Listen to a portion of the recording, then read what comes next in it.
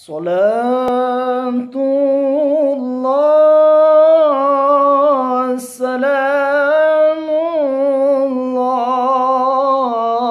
ala taha Rasulillah. Salatullah salamullah ala yasin habibillah.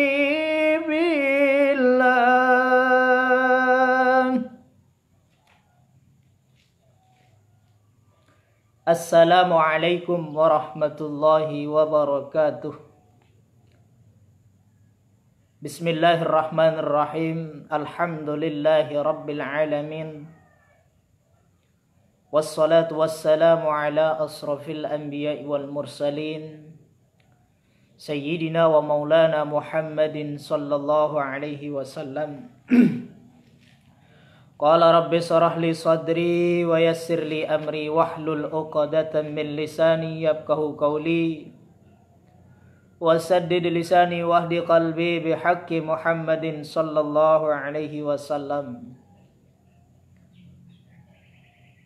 Qala Allah Ta'ala fi kitabihil karim, a'udzu billahi minasy syaithanir rajim. Bismillahirrahmanirrahim. Wal 'asri innal insana lafi khusri illa alladhina amanu wa 'amilus solihati wa tawasaw bil haqq wa tawasaw bis sabr. Kaum muslimin, para pendengar, mustami'in mustami'at, shaimin shaimat yang dirahmati Allah. Pada sore hari ini menjelang berbuka puasa, saya mengingat kembali untuk kita sama-sama bersyukur kepada Allah Subhanahu wa Ta'ala atas nikmat kesehatan, kesempatan yang Allah berikan, lebih-lebih nikmat umur sampai jelusak mangkin, masih tekican bernapas, masih tekican irup ili atas dunia yang besida Allah Subhanahu wa Ta'ala, yang alhamdulillah tiang pelunggom sami yang selalu kita sama-sama syukuri. Karena Nabi manik besida Allah dalam hadis kudusi, wa man lam yashkur ala na'ami, barang siapa yang tidak bersyukur atas nikmatku, walam yasbir ala balai, dan tidak sabar atas musibah yang aku berikan, walam yarda ala qadai, dan tidak ridha terhadap takdirku, falyatlub rabban siwai, keluar kamu dari kolom langitku, kata Allah Subhanahu wa Ta'ala, dan cari Tuhan selain aku. Kita diusir di bumi langitnya Allah Subhanahu wa Ta'ala kalau kita tidak pandai bersyukur, kalau kita tidak pandai menerima musibah, sabar menerima musibah, tidak ridha terhadap keputusan, ketentuan, takdir Allah Subhanahu wa Ta'ala, maka kata Allah, keluar dari kolom langitku, keluar dari bumiku, cari Tuhan selain aku. Kemana kita akan mencari Tuhan? Bahwa Allah Subhanahu wa Ta'ala adalah Maha Esa. Mungkin kita bisa diusir dari tempat kita tinggal di dusun kita, bisa kita pindah ke dusun yang lain, atau ke desa yang lain, atau negara yang lain. Tetapi kalau Allah Subhanahu wa Ta'ala sudah mengusir kita di kolom langitnya, di muka buminya Allah, kemana kita akan pergi? Secara tidak langsung, berarti orang-orang yang tidak mau bersyukur kepada nikmatnya Allah, tidak mau bersabar atas musibah yang Allah berikan, tidak mau menerima takdirnya Allah, tidak meridha terhadap takdirnya Allah, maka secara secara yang kita lihat, Mereka itu orang-orang yang numpang hidupnya di dunia Allah Subhanahu wa taala. Sementara mereka telah diusir dari kolom langitnya Allah Subhanahu wa taala. Nauzubillah summa nauzubillah. Kedua kalinya tiang pelunggum sami sarang-sarang bersolawat kepada baginda Rasulullah Muhammad sallallahu alaihi wasallam. Berkat perjuangan beliau, tiang pelunggum sami menikmati keindahan, kemuliaan daripada tiang pelunggum sami beragama Islam yang diperjuangkan oleh baginda tiang pelunggum sami Nabi Muhammad sallallahu alaihi wasallam. Mudah-mudahan dengan berkat solawat yang tiang pelunggum sami bacakan kepada beliau, nanti di yaumil qiyamah, di padang mahsyar, tiang pelunggum sami memperoleh syafaat dari baginda Rasulullah sallallahu alaihi wasallam. Ada satu orang yang bertanya, kenapa kita harus membaca solawat? Kenapa kita harus mendoakan baginda Rasulullah sallallahu alaihi wasallam? Sementara Nabi itu maksum, bersih daripada dosa. Kenapa kita harus membacakan doa? Kenapa kita harus mengatakan ila hadratin Nabiyil Mustafa Muhammadin sallallahu alaihi wasallam dan seterusnya? Kenapa kita mesti membaca solawat? Mengagungkan beliau padahal beliau itu orang yang maksum. Sehingga muncul pertanyaan dari seseorang, kenapa kita harus berdoa?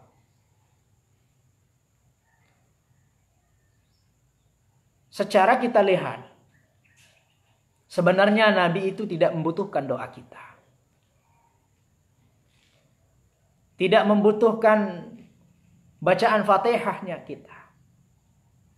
Tetapi kita yang butuh kepada baginda Rasulullah sallallahu alaihi wasallam. Kenapa saya katakan demikian? Ibarat gelas yang airnya penuh.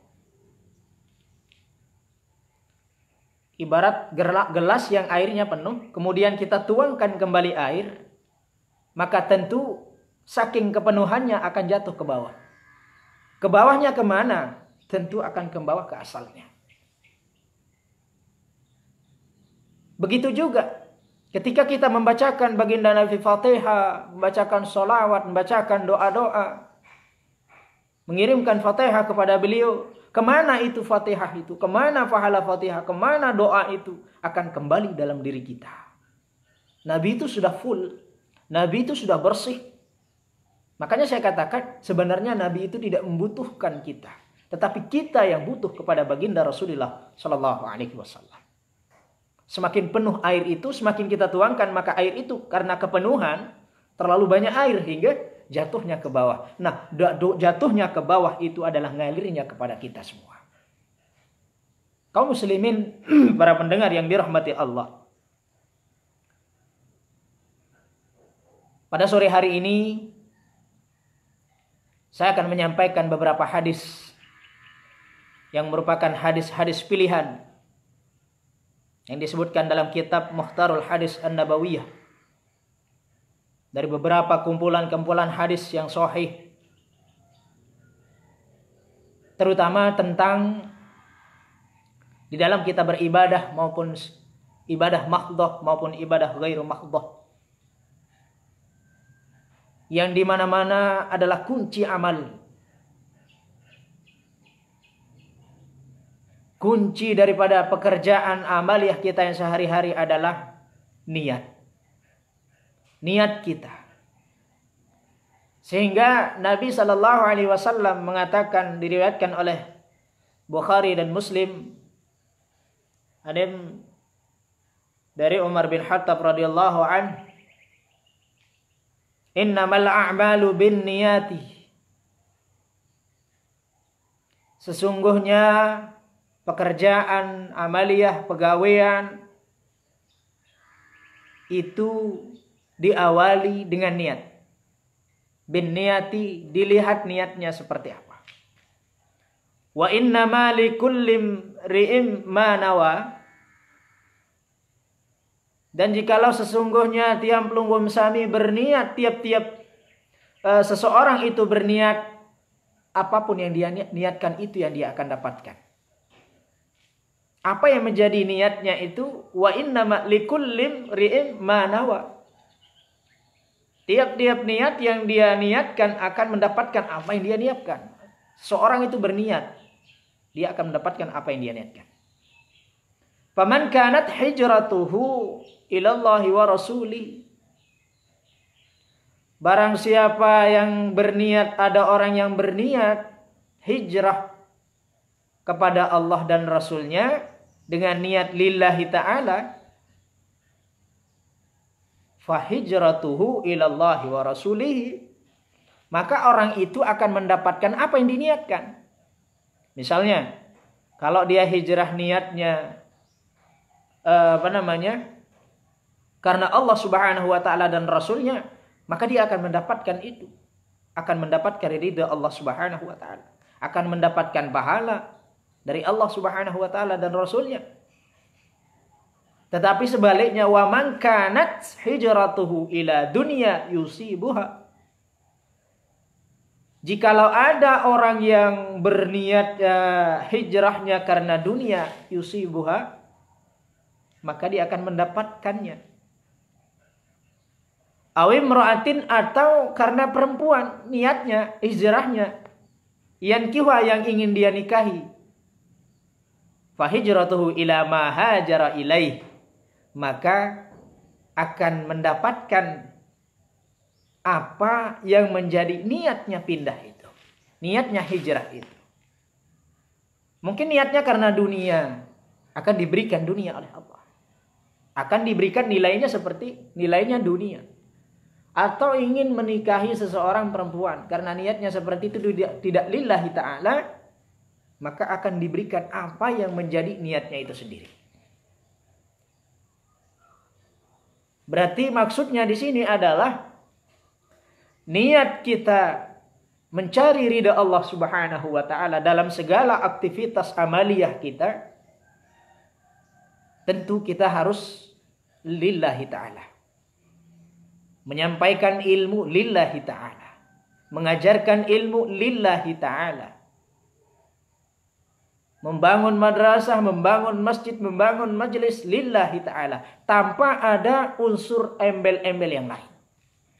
Maka kalau lillahi ta'ala, niat kita lillahi ta'ala menyerahkan kepada Allah Subhanahu wa ta'ala, tentu kita akan mendapatkan ridha Allah Subhanahu wa ta'ala. Begitu juga dengan niat. Makanya hadis yang ini adalah merupakan selalu dibahas di awal. Ini merupakan induknya hadis. Kenapa saya katakan seperti itu? Induknya hadis karena apapun bentuk yang kita lakukan, terutama yang diawali adalah niat. Di dalam kitab Riyadhus Shalihin, di dalam kitab Durratun Nasihin, di situ hadis ini yang menjadi paling utama. Bedanya dengan ibadah yang mahdhah, kewajiban kita seperti sholat, puasa, haji, zakat, atau baca Quran, atau dan semacamnya, ibadah-ibadah yang berbentuknya mahdhah. Di situ ada niat. Jikalau niatnya salah, jikalau niatnya rusak, maka semua rusak. Maka niat itu paling penting. Begitu juga dengan ibadah ghairu mahdhah. Ibadah yang berkaitan dengan dunia, tetapi bisa menjadi nilai ibadah kalau niat kita tergantung seperti apa. Misalnya makan minum, ini ibadah ghairu mahdhah. Yang tidak ada kewajiban, tetapi ini menjadi kebutuhan, bisa bernilai ibadah kalau kita niatkan makan kita untuk ibadah, bukan makan untuk syahwat.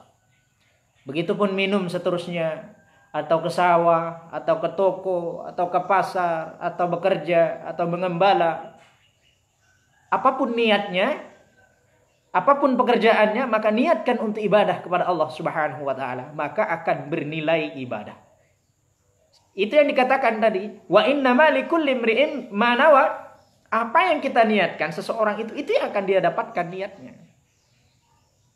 Kalau niat kita lillahi ta'ala mengharap ridha Allah, niat kita karena ibadah, bernilai ibadah, mengharapkan nilainya ibadah, maka Allah akan berikan nilai ibadah. Sebaliknya kalau niatnya kita karena sesuatu, atau karena dunia, atau karena perempuan dan semacamnya, maka Allah juga akan berikan apa yang menjadi fahijratuhu ila ma hajara ilaih. Orang itu akan diberikan sesuai dengan keinginannya, niatnya. Kaum muslimin, para pendengar yang dirahmati Allah Subhanahu wa taala. Mukhlishina lahuddin. Terutama kita di bidang agama, berdakwah di bidang agama, bergerak di bidang agama, berjuang di bidang agama Allah Subhanahu wa taala, maka mukhlishina lahuddin, kita tulus terhadap agama Allah. Mencari ridha Allah Subhanahu wa taala. Insyaallah kalau kita sudah membantu agama Allah, in tansurullah yansurukum. Kalian bantu agama Allah, kita bantu agama Allah Subhanahu wa taala, maka Allah akan membantu kita. Ini niat. Makanya niat itu paling utama. Kalau niatnya salah, maka pekerjaannya sia-sia. Niat kita salah dalam bergaul, niatnya salah dalam mengaji, dalam berjuang di jalan agama Allah, maka itu sia-sia. Oleh sebab itu, kita perbaiki niat kita lillahi ta'ala, semata-mata mengharap ridha Allah Subhanahu wa ta'ala atas segala aktivitas kita. Kaum muslimin yang dirahmati Allah Subhanahu wa ta'ala. Kemudian hadis selanjutnya, ini riwayat Bukhari dan Muslim dari Anas. Salasun man kunna fihi wajada halawatil iman. Katanya Nabi sallallahu alaihi wasallam, telu faktor man kunna fihi, jika ada pada seseorang itu, di dalam diri seseorang itu, wajada halawatil iman, maka seseorang itu akan mendapatkan manisnya iman. Jika ada faktor dalam diri seseorang, 3 macam hal ada dalam diri seseorang itu, maka orang itu akan mendapatkan manisnya iman. Mana yang disebut dengan manisnya iman? Nikmatnya iman. Nikmatnya kita beragama, nikmatnya kita beriman, nikmatnya kita beribadah, nikmatnya kita mengaji, menuntut ilmu. Maka ini iman.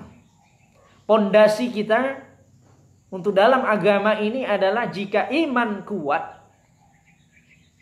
maka bangunannya kokoh, atasnya kokoh. Tetapi kalau iman kita lemah, maka atasnya akan mudah rapuh. Maka orang yang melakukan 3 faktor ini akan mendapatkan manisnya iman, nikmatnya iman, indahnya beriman.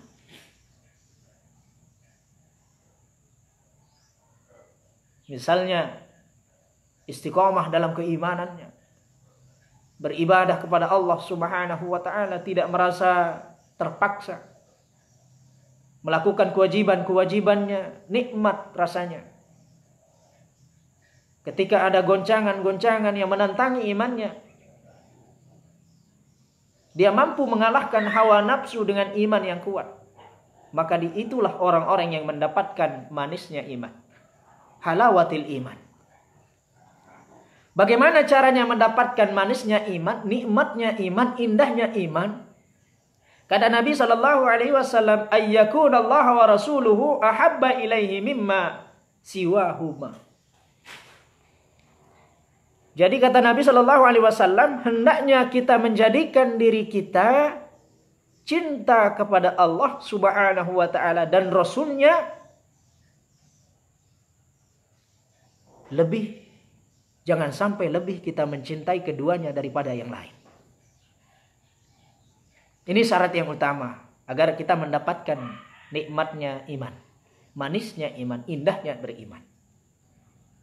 Hendaknya kita menjadikan diri kita mencintai Allah dan Rasulnya, lebih kita mencintai keduanya daripada kita mencintai selainnya. Maksudnya, jangan cinta dendek, cinta jok sesama makhluk melebihi cintamu kepada Allah Subhanahu wa ta'ala dan Rasulnya. Ini yang utama. Tetapi sekarang banyak Yang kebalik justru. Imannya lemah, cintanya lemah kepada Allah Subhanahu wa taala sehingga aturan kewajibannya Allah, perintahnya Allah enggan dilakukan. Maka ini tanda salah satu bahwa mereka lebih cinta kepada sesama makhluk daripada Allah Subhanahu wa taala dan Rasulnya. Terutama kaula muda, saudara-saudaraku, ketika Anda pacaran, ketika Anda mengenali seseorang wanita, mencintai seseorang wanita, jangan sampai engkau melupakan cintamu kepada Allah Subhanahu wa taala. Jangan lupa engkau mencintai siapa yang menciptakan cinta. Jangan lupa engkau mengasihi siapa yang memberikan kasih. Maka jika engkau mencintai siapa yang menciptakan cinta, maka Allah akan berikan apa yang Allah cipta, yaitu cinta kepada perempuan itu. Maka oleh sebab itu, kalau pacarmu yang minta lamun beraya dan nginding ja, padahal di entau taik lulun nyur, di entau taik kenyaman lagu berayan si melet, sataparan aran buat kenyaman. Halo, kembe kakak sayang si melek si buat kenyaman. Di entau taik ilin kecik sampein beli. Di entau taik, tapi karena permintaan si doi, permintaan orang yang dia cintai, dia bisa melakukan timak jak babak belur daden masih oke saja. Kenapa? Karena dia cinta. Tetapi kalau aturan Allah, kewajiban Allah Subhanahu wa taala, diperintahkan untuk beribadah, diperintahkan untuk menuntut ilmu, diperintahkan untuk beradab, diperintahkan untuk berpakaian yang sopan, berpakaian yang bagus, menutup aurat, itu diabaikan, itu dilalaikan, itu diremehkan, itu ditinggalkan. Maka jelas, tampaknya sudah jelas kalau dia lebih mencintai orang sesama makhluknya daripada mencintai Allah Subhanahu wa taala. Maka kalau seperti itu, dia tidak akan pernah mendapatkan nikmatnya iman, kuatnya iman, manisnya iman. Mencintai Allah Subhanahu wa taala. Jangan sampai kurang atau lebih kita mencintai, kurang kita mencintai Allah dan Rasulnya daripada kita mencintai sesama makhluk. Lamun berayannya si tunah, Masya Allah. Begitu seterusnya istri. Jangan sampai kita mencintai istri kita lebih daripada kita mencintai Allah dan Rasulnya. Keluarga kita, orang tua kita, sanak famili kita, sahabat kita, teman kita. Bahkan ada di dalam riwayat yang lain kalau tidak salah, la yu'minu ahadukum hatta yuhibba, iman sempurna iman dengan senuh apabila dia mencintai sesama makhluknya lebih daripada mencintai Allah dan Rasulnya. Maka imannya tidak sempurna.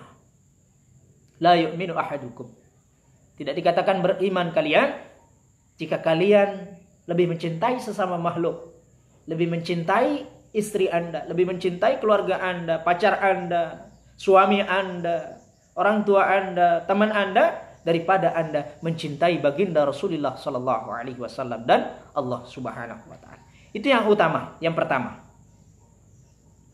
Untuk mendapatkan iman yang manis. Yang kedua, kata Nabi sallallahu alaihi wasallam, wa an yuhibbal mar'a la yuhibbuhu illa lillahi. Jangan mencintai sesuatu, jangan mencintai seseorang tidak karena Allah Subhanahu wa taala. Harus mencintai sesuatu itu lillahi ta'ala, kecuali dengan lillahi ta'ala.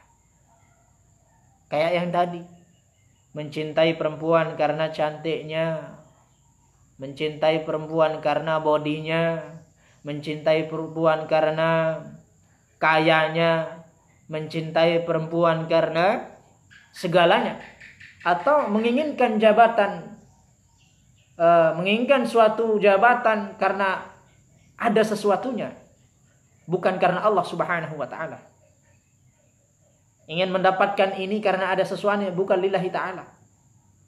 Maka kalau mau mendapatkan iman yang manis, ketika kita mencintai, menyukai seseorang, menyukai sesuatu, la yuhibbu illa lillahi. Jangan kalian cintai kecuali cintanya karena Allah Subhanahu wa ta'ala. Ini kalau muda, anak muda dan mudi, tanyakan pada pacarmu, pada pendamping, calon pendamping, dia menerimamu lillahi ta'ala ataukah dia mencintaimu karena sesuatu. Cinta yang sejati adalah mencintai tanpa alasan, tetapi lillahi ta'ala. Itu adalah cinta sejati. Karena kalau dengan ada alasan, suatu saat jika alasan itu hilang, maka cinta akan hilang. Tetapi kalau tanpa alasan kita mencintai seseorang karena lillahi ta'ala, mencari ridha Allah semata-mata karena Allah Subhanahu wa ta'ala, maka Allah yang akan menjaga cinta itu sendiri. Para pendengar kaum muslimin yang dirahmati Allah Subhanahu wa ta'ala. Itu yang kedua. Dua faktor yang tadi itu, faktor yang kedua adalah untuk mendapatkan keimanan, manisnya iman, kuatnya iman, nikmatnya iman adalah kita harus mencintai sesuatu lillahi ta'ala, bukan karena embel-embel yang lain, bukan karena sesuatu yang lain, lebih-lebih kita berniat kepada hal-hal yang lain. Kemudian yang ketiga kata Nabi sallallahu alaihi wasallam, wa ayyakraha an ya'uda fil kufri ba'da iz an qadahu Allahu minhu kama yakrahu an yulqa fin nari. Kata Nabi sallallahu alaihi wasallam, kita harus memiliki kita harus punya, ketika kita benci dengan sesuatu, atau kita benci, kita takut masuk neraka, nerakanya Allah Subhanahu wa ta'ala, maka kita harus benci maksiat. Kita harus benci perbuatan yang jelek itu. Apa maksudnya? Kita semua pasti takut masuk neraka. Kita semua pasti takut masuk neraka. Tidak ada yang mau masuk neraka. Bahkan orang preman pun, orang penzina pun Anda tanya mau masuk neraka, enggak, takut mereka. Kalau kita takut kepada neraka, kalau kita takut kepada siksa, maka hendaknya kita berhenti melakukan perbuatan-perbuatan yang lain. Perbuatan-perbuatan yang maksiat. Perbuatan-perbuatan yang kufrun, artinya kufur, kita ingkar kepada Allah Subhanahu wa ta'ala. Wa an yakraha an ya'uda fil kufri ba'da iz an qadahu Allahu minhu kama yakrahu an yulqa fin nar. Ketika kita benci, tidak mau masuk neraka, kita takut masuk neraka, maka hentikan perbuatan-perbuatan yang sekiranya menjerumuskan kita kepada neraka. Jangan lakukan. Ini sudah tahu neraka itu panas, neraka itu dahsyat, ini akan masuk neraka orang-orang yang seperti ini, dilakukan. Dia takut kepada neraka tetapi dilakukan. Maka ini salah. Sehingga dia tidak bisa merasakan nikmatnya iman, nikmatnya indahnya beriman, nikmatnya beribadah kepada Allah Subhanahu wa ta'ala. Sudah tahu dilarang oleh Allah, sudah tahu dilarang oleh baginda Nabi, dilarang oleh ulama, dilarang oleh para ijma' ulama, tetapi masih dilakukan padahal dia sudah tahu hukumnya. Padahal dia sudah tahu bahwa orang pekerjaan seperti itu akan dimasukkan dalam neraka Allah Subhanahu wa ta'ala. Maka jelas, pantas kalau keimanannya tidak bertingkat, kalau keimanannya jauh daripada nikmatnya iman. Kaum muslimin, para pendengar yang dirahmati Allah, itu tadi 3 faktor. Jika ingin mendapatkan nikmatnya iman, maka cintailah Allah dan Rasulnya. Jangan mencintai sesama makhluk lebih daripada mencintai Allah Subhanahu wa ta'ala. Yang kedua, ketika kita mencintai seseorang, mencintai sesuatu, mencintai keluarga kita, maka lillahi ta'ala, hanya mengharap ridha Allah, hanya menyerahkan diri kita kepada Allah subhanahu wa ta'ala. Sehingga cinta itu Allah yang akan memberikan kepada kita, karena Allah lah pencipta daripada cinta. Kemudian saketelun adalah ketika kita takut kepada api neraka, ketika kita takut berdosa, takut disiksa di api neraka, maka hentikanlah pekerjaan-pekerjaan yang kiranya membuat kita masuk kepada neraka Allah subhanahu wa ta'ala. Yang terakhir, Rasulullah sallallahu alaihi wasallam mengatakan hadis selanjutnya, salasun man kunna fihi awahu Allahu fi kanafihi wa nasyara alaihi rahmatuh. 3 faktor apabila ada dalam diri seseorang manusia, dalam diri kita maksudnya, kalau dilakukan itunya yang 3 faktor itu, maka Allah akan melindungi kita. Allah akan melindungi kita, Allah akan menjaga kita, dan Allah akan melimpahkan wa nasyara alaihi wa rahmatuhu. Allah akan melimpahkan rahmatnya kepada kita. Allah akan memberikan rahmatnya, melimpahkan, mencurahkan rahmat kasih sayangnya Allah kepada kita. Kalau dalam diri kita terdapat 3 faktor yang tadi. Kalau Allah sudah sayang, kalau Allah sudah merahmati kita, mencintai kita, menyayangi kita, wa adkhulul jannatu, maka Allah akan memasukkan kita ke dalam surganya. Maka Allah melindungi kita, Allah merahmati kita, Allah pun akan memasukkan kita ke dalam surganya. Bagaimana bisa terjadi? Ada 3 penyebabnya, faktornya. Ketika Allah ingin menyayangi kita, ingin melindungi kita, ingin memasukkan kita ke dalam surga, maka 3 syarat yang harus kita lakukan. Yang pertama adalah man idza u'tiya syakara. Orang yang selalu dia bersyukur terhadap apa yang diberikan Allah subhanahu wa ta'ala. Kita selalu bersyukur kepada Allah subhanahu wa ta'ala terhadap apa yang diberikan oleh Allah subhanahu wa ta'ala. Nikmatnya kita syukuri, kesempatannya kita syukuri, terus rezekinya kita syukuri, ilmunya kita syukuri. Nah, man idza u'tiya syakara. Orang yang kalau diberikan Allah dia bersyukur.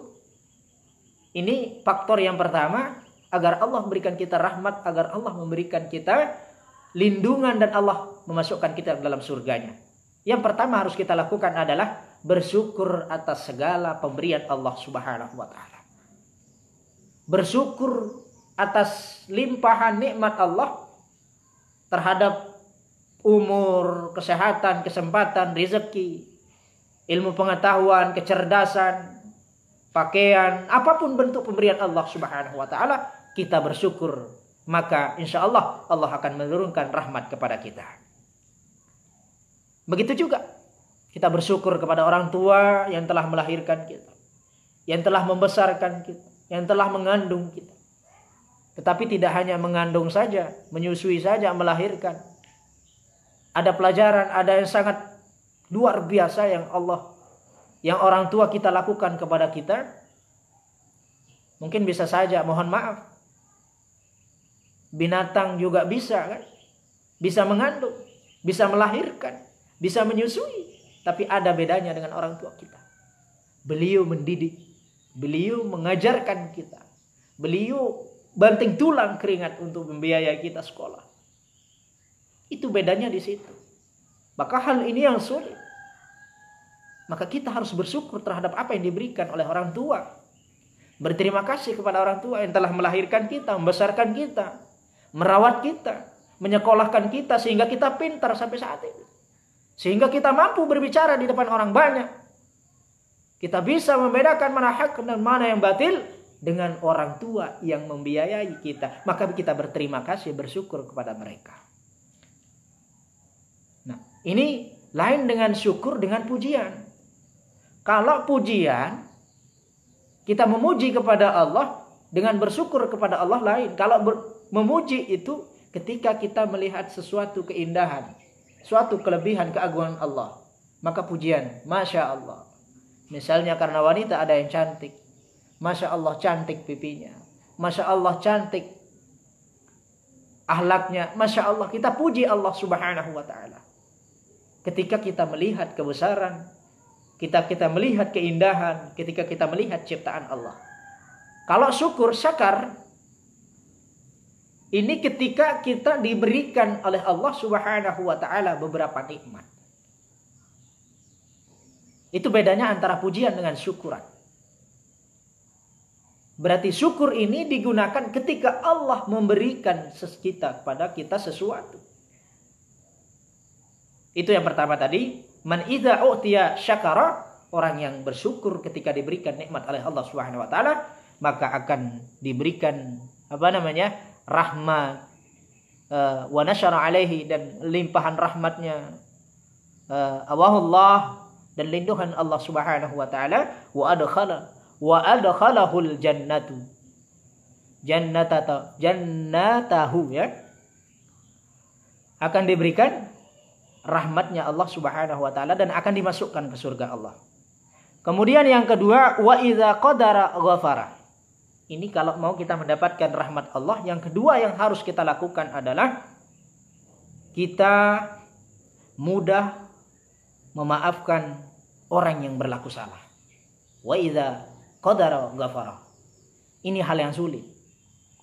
Lebih banyak kita yang dendam. Pemaaf, istilahnya di sini pemaaf. Maksudnya Nabi adalah kita mudah memaafkan orang yang salah. Tapi ini yang sulit kayaknya.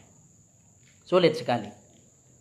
Malah lamun itu merasa dewa salah aja, si gengsin tadeng maaf.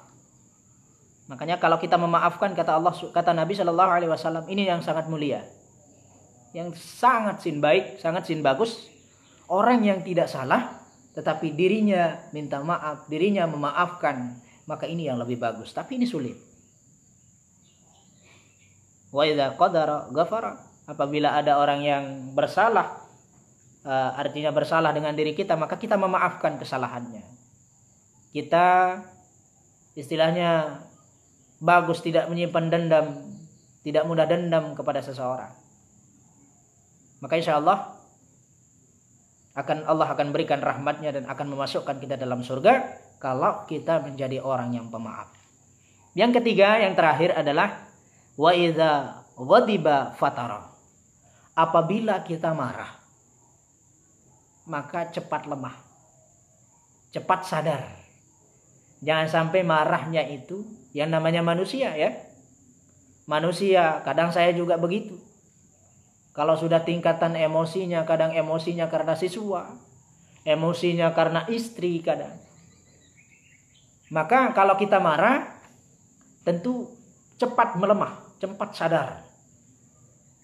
Dia tidak menjelap emosi sehingga mengorbankan yang lain. Nijak kerja labir kena kok senina nisin munsili. Nauzubillah summa nauzubillah. Gigi telang laun dua senina sin pantok.